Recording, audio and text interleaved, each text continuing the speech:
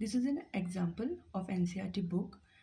ये बुक पे गीत के अंदर सॉल्ट एग्जाम्पल है, but still I am making an video because ये एक इम्पॉर्टेंट एग्जाम्पल है जो कई बार रिपीट हो चुका है बोर्ड एग्जामिनेशन में।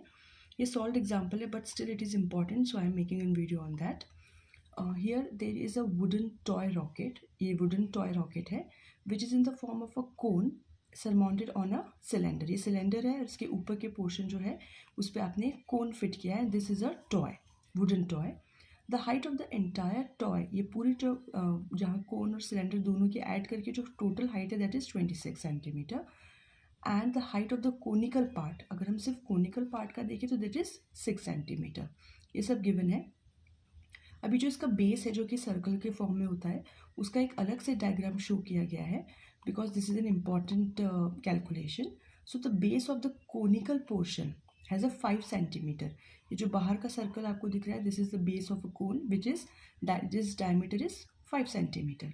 और जो अंदर का सर्कल है this is the diameter of the cylindrical portion which is a 3 centimeter. Then if the conical portion is to be painted orange, ये जो conical portion है इसे हमें orange कलर का पेंट करना है and the cylindrical portion painted yellow. Okay, then we have to find out the area of the rocket painted with each of these colors. हमें दोनों कलर्स के अलग अलग जो एरिया है वो फाइंड करना है।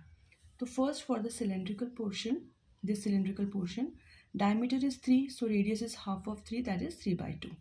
यहाँ पे हाइट जो है सिलेंड्रिकल पोर्शन की उसे मैंने कैपिटल एच से डिनोट किया है। सो अगर हमें सिर्फ सिलेंड्रिकल का पोर्शन की हाइट निकालनी है तो टोटल है 26 और कोनिकल है 6। तो इस 26 में से कोनिकल पोर्शन को हम माइनस कर देंगे, that will be 20 centimetre height of the cylindrical portion.